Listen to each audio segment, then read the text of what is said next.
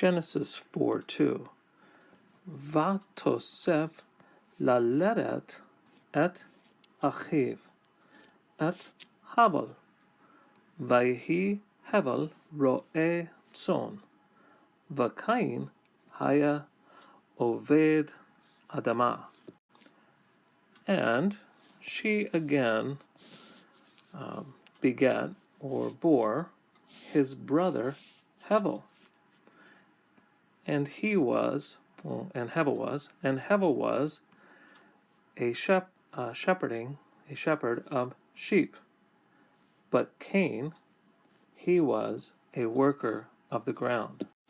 Now the verse begins with two verbs, the first of which is a vav consecutive imperfect, continuing sort of the storyline from the previous verse. So the first word is yod samek peh from Yosef, and we can see that this word is similar to the name Joseph, and it means to add. This is a kal, again WCI, and it's a second person feminine singular. Well, the next word, la leret, this is also a peh yod word from yod, lamed, dalet, and characteristically it's a Jonah letter, so the yod drops out. And as we can see, this is a kal infinitive construct, and infinitive constructs in peh yod will often take this form, this seglet form, with the two segols one after the other. The second half of the verse is more like a commentary, and it uses two forms of the word haya. First, vayehi is a vav consecutive imperfect, and then haya is just the kal perfect form. Now in both cases, it's just a sort of a commentary description.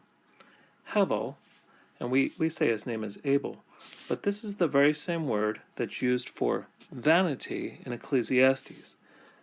So the preacher in Ecclesiastes says, Hevel Havelim.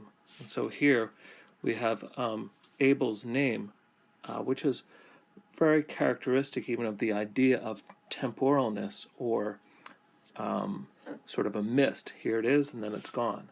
And then the second half of the verse, the second half of the description, has another disjunctive vav, but Cain, in contrast to Abel, he was a worker, participle, of the ground. And one thing to notice, it's a little unusual that the woman bears his brother, but part of this is perhaps for the literary strategy. For the term brother, ach, we're going to find it 7 times in this passage, so a great emphasis begins here.